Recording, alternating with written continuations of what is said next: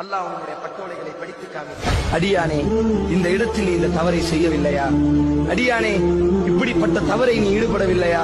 அடியானே, இப்படியெல்லாம் நீ தவறு செய்திருக்கிறாயே என்று அல்லாஹ் அந்த ஒவ்வொரு தவறையும் அவனுக்கு முன்னால் சுட்டி காமிப்பான்.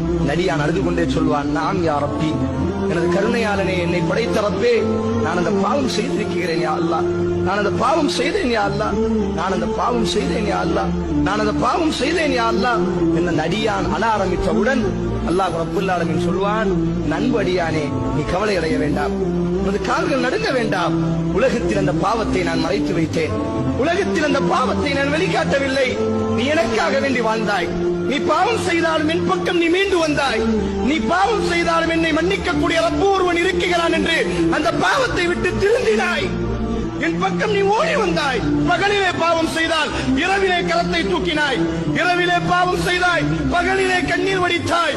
இப்பொழுதும் கண்ணீர் வடிக்கிறாய்.